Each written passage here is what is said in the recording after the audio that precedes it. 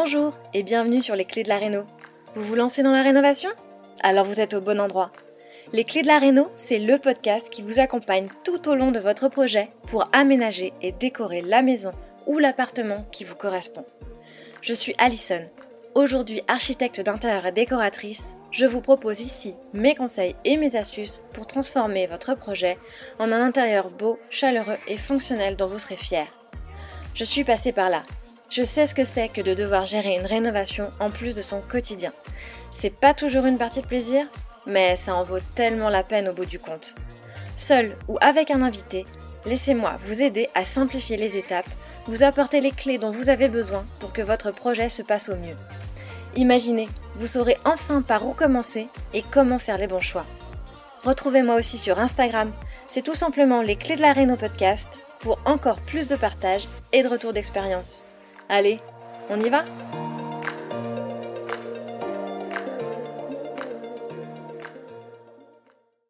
Bonjour et bienvenue dans ce nouvel épisode de Les clés de la réno podcast. Je suis ravie de te retrouver enfin après plusieurs semaines d'absence et aujourd'hui on va parler d'un sujet brûlant, d'un sujet d'actualité.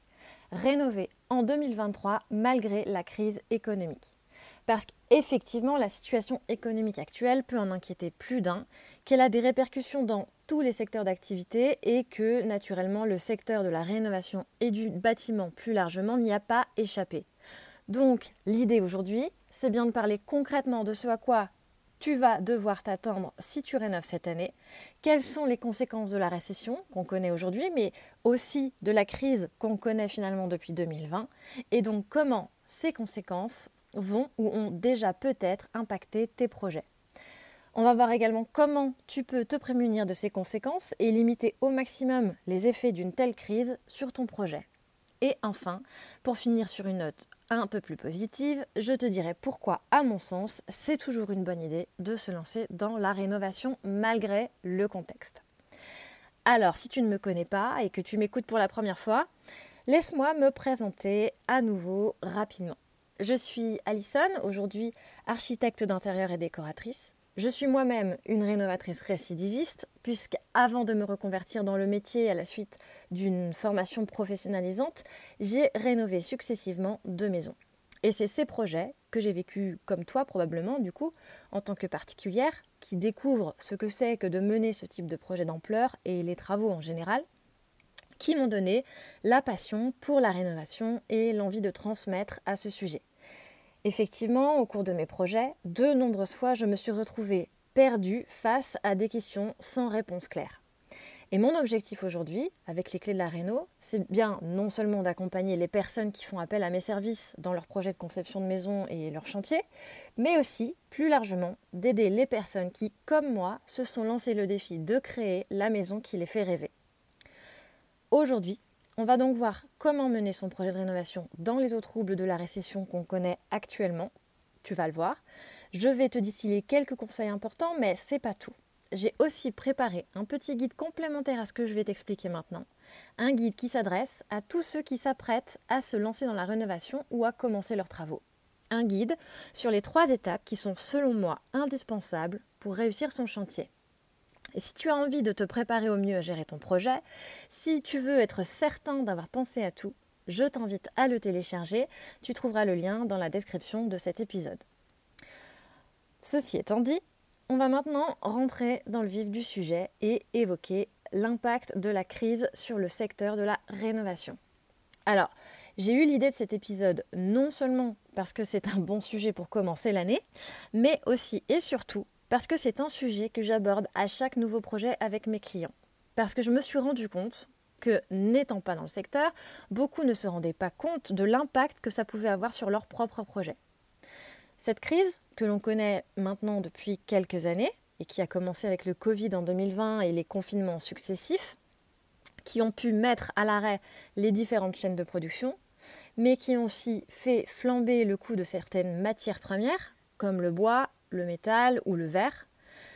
Ces arrêts de production, mais aussi les fermetures de certaines usines, ont généré des délais d'approvisionnement jamais connus jusqu'alors, amplifiés par une demande toujours plus importante suite au confinement et aux envies de travaux de la plupart des ménages, ayant passé le plus clair de leur temps dans leurs intérieurs, dont ils ont alors vu tous les défauts et qu'ils ont eu envie d'améliorer.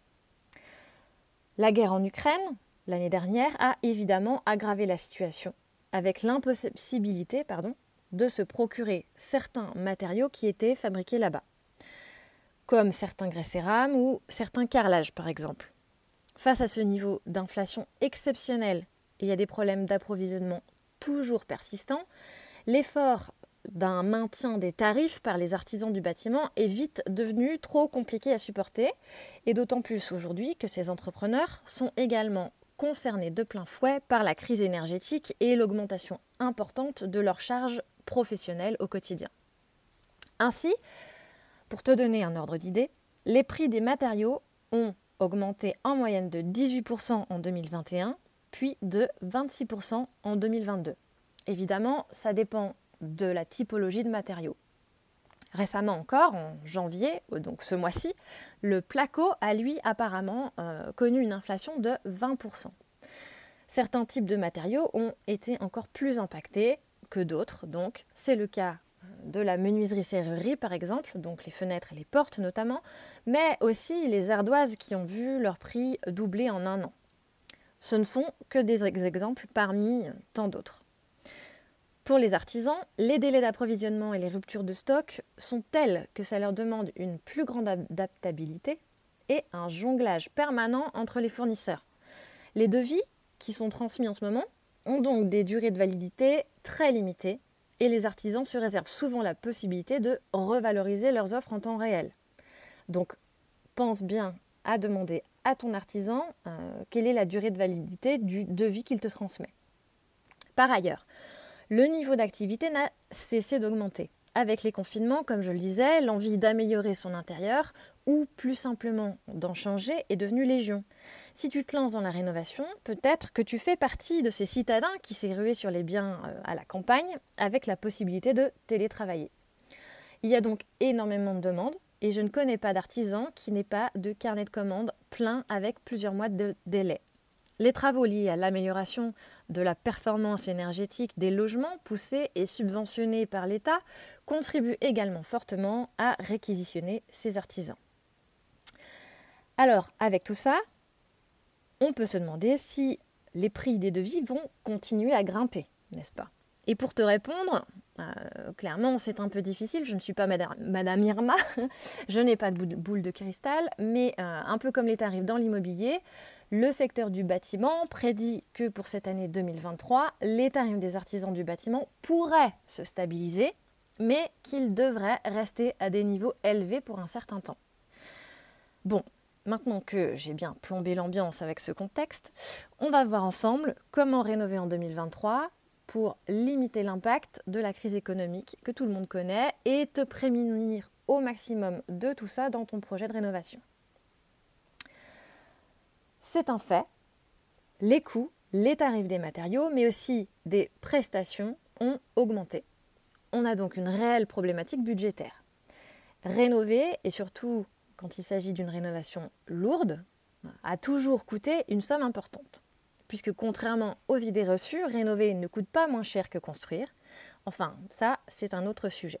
Mais ce que je voulais dire aujourd'hui, c'est qu'avec la même somme, on fait moins. C'est logique, il faut s'y attendre. Et oui, il faut que tu t'attendes à ce que ça coûte plus cher que ce que tu ne penses. Mes clients sont toujours surpris par les montants des travaux dont ils ont besoin. Aujourd'hui, encore plus qu'hier. Aussi, et parce que selon le type de travaux dont tu as besoin, cela peut représenter aussi beaucoup de temps homme. C'est le cas de la peinture par exemple, qui ne coûte pas excessivement cher en fourniture, mais qui nécessite beaucoup de temps de main-d'œuvre. D'où l'importance d'une estimation très précise de tes travaux, à la fois sur la typologie des travaux, mais également sur leur estimation financière. Alors, pour obtenir une estimation précise, il faut donc être au plus près du marché en obtenant plusieurs devis comparables pour la même prestation. Et là, attention, j'insiste bien sur le mot « comparable », puisqu'il est inutile de comparer des choses qui ne sont pas comparables, donc comparer des devis qui ne contiennent pas les mêmes prestations. Et pour avoir des devis comparables, il faut bien transmettre aux entreprises consultées un cahier des charges identique. Pour ce faire, je te conseille donc de poser par écrit ce cahier des charges en déterminant l'étendue de tes attentes et de l'intervention aussi précisément que possible afin que chaque artisan consulté dispose des mêmes informations. Ces estimations pourront te permettre d'y voir plus clair pour constituer ton budget prévisionnel et te permettront éventuellement de prioriser et ou, quand c'est possible ou quand c'est nécessaire, d'échelonner les travaux. Dans ce contexte, il devient donc indispensable de suivre ton budget très précisément avec un outil de suivi pour toujours savoir où tu en es dans tes dépenses, ce que tu peux te permettre et comment tu peux ajuster en cours de route ton projet, puisqu'en matière de rénovation, il y a toujours des surprises. Et cet outil de suivi n'a pas besoin d'être très compliqué. En soi, une simple feuille de calcul Excel peut faire l'affaire, mais l'essentiel réside bien dans le fait d'être assidu dans l'information de ce tableau, au risque de dépasser ton budget, puisque tu n'auras pas renseigné l'intégralité des dépenses réalisées. De plus, avec les incertitudes tarifaires qui pèsent sur le marché, je ne peux que te conseiller de prévoir une enveloppe pour les imprévus. Pour ma part, je préconise généralement une enveloppe autour de 10%. Ainsi, pour ce qui est du budget, une estimation et une gestion très précise est le meilleur moyen de savoir où tu vas et comment tu concrétises ton projet. Pour ce qui est des artisans qui sont surchargés de commandes, de la même façon, il faut trouver un moyen d'adapter ta posture à cette donnée qui s'impose à toi. Et effectivement, il devient de plus en plus difficile de trouver des artisans de qualité en qui avoir confiance dans un délai raisonnable. Les artisans avec lesquels je travaille ont facilement 3 mois de délai. Et je sais que dans les grandes villes, ce délai peut être encore bien plus important. Alors, si tu te retrouves confronté à un artisan qui peut intervenir dans la semaine qui suit, je te dirais méfiance. Un artisan qui a bonne réputation n'a en général pas la possibilité actuellement d'être aussi réactif. Déjà parce qu'en principe, il a des difficultés d'approvisionnement et qu'il doit anticiper tous ses chantiers. Après, bien sûr, un trou dans un planning, ça peut arriver, et dans ce cas, c'est une aubaine pour toi. Mais je te dirais de signer uniquement si tu as déjà travaillé avec cet artisan, que tu connais la qualité de son travail ou qu'il t'a été recommandé fortement.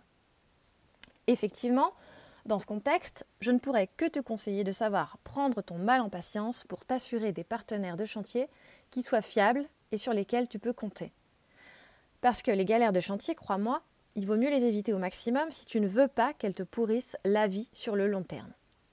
Attendre un bon artisan sur le moment, tu vas avoir l'impression que ton chantier n'avance pas, que tu perds du temps et donc de l'argent. Mais en réalité, c'est un peu comme un investissement. Tu t'assures une certaine tranquillité d'esprit et l'atteinte de ton objectif final dans les meilleures conditions. Après, comment faire pour limiter la dilution dans le temps de ces périodes de latence, notamment pour optimiser les interventions entre les différents corps d'État? La meilleure chose à faire est de planifier ton chantier en amont, l'organiser le plus précisément possible et surtout anticiper au maximum. Alors, ok, imaginons, tu connais le contexte, tu sais que ton chantier ne pourra commencer que dans, disons, 8 semaines et tu en as convenu avec tes artisans. Vous êtes au clair sur le sujet. Mais tu dois d'une part profiter de cette période pour anticiper toutes les commandes, du gros œuvre aux finitions pour être sûr que les matériaux dont tu as la charge seront présents au moment où les artistes en ont besoin. Les artisans, ce sont des artistes, mais bon, on les appelle des artisans, au moment où ils en ont besoin. Et comme on l'a dit précédemment, ça peut être très long pour certains postes. Et d'autre part, tu dois connaître la durée et les semaines d'intervention de chaque artisan afin d'assurer un suivi de chantier hebdomadaire, leur montrer que tu les attends et que de leur venue dans les temps dépend la réalisation globale du projet. Ce suivi précis et régulier te permettra de limiter les temps d'attente car sans décision de ta part, il t'assurera de la réalisation de tes demandes et de la prise en charge rapide des imprévus. Alors maintenant, je vais te dire pourquoi rénover reste, selon moi, une opportunité, peu importe le contexte dans lequel tu t'engages. Pour cela, il te faut d'abord identifier ton pourquoi et savoir quel est ton objectif de rénovation. Effectivement, la question de l'opportunité dépend de ton pourquoi. Si tu souhaites rénover parce que tu veux faire un investissement, qu'il soit locatif ou non d'ailleurs, on voit bien que le contexte n'est pas au beau fixe pour envisager ce genre de projet. Alors, je suis très loin d'être une spécialiste sur le sujet et je préfère te dire de bien te renseigner auprès d'experts avant de te dire si investir dans la rénovation est actuellement rentable ou non. Mais si tu souhaites rénover parce que tu veux créer la maison de tes rêves, tu veux créer ton cocon, ton refuge, celui où tu prends racine, où tu vas accueillir ta famille, c'est une extension de toi-même, de vous-même, pour que tous ensemble, éventuellement, vous puissiez vous sentir bien et que de ça pourra dépendre ton bien-être au quotidien. Ou si tu souhaites éventuellement rénover parce que ça fait partie de ton projet de vie, c'est la possibilité pour toi de devenir propriétaire pour la première fois, ou peut-être parce que tu veux te reconvertir et ouvrir une maison d'hôte et que cette rénovation est la prochaine étape pour y arriver. Alors, ce ne sont pas des considérations économiques qui doivent t'arrêter. Bien sûr, tu devras faire preuve de résilience pour conduire ton projet, tu devras t'adapter, te remettre en question pour le voir avancer de jour en jour, mais tout ça pour qu'un jour tu puisses te dire « ça y est, je l'ai fait, j'y suis arrivé, j'ai créé mon rêve et grâce à ça, je suis heureux et je suis fier de cet accomplissement ». Et pour ça, à mon sens, ça n'a pas de prix. Pour créer son rêve, il n'y a pas de temps à perdre, c'est tout de suite, un pas après l'autre pour qu'il se concrétise, mais c'est tout de suite que ça commence. On arrive à la fin de cet épisode et j'espère qu'il t'a plu. J'ai vraiment essayé de varier entre éléments de contexte et conseils pratiques. Et pourquoi ? Parce que c'est important à mon sens dans des périodes comme celle qu'on connaît actuellement d'être au fait de la réalité.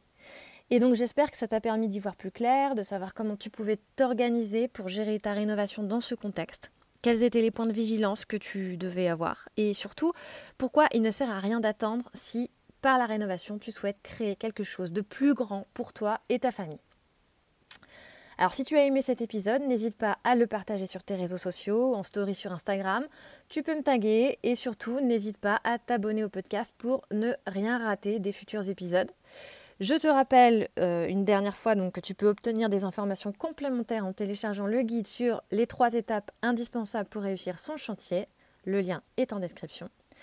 Je te remercie de ton écoute et je te dis à très bientôt. Si vous avez écouté jusqu'ici, c'est probablement que l'épisode vous a plu. Alors n'hésitez pas à en parler autour de vous, amis, famille, tous ceux qui rénovent sont les bienvenus. Vous pouvez aussi évidemment laisser un commentaire sur Apple Podcast ou une note 5 étoiles sur Spotify. Et si vous souhaitez être informé des prochains épisodes, n'hésitez pas à vous inscrire à la newsletter ou à me suivre sur Instagram. Le podcast, c'est fini pour aujourd'hui, mais je vous dis à très vite pour un nouvel épisode.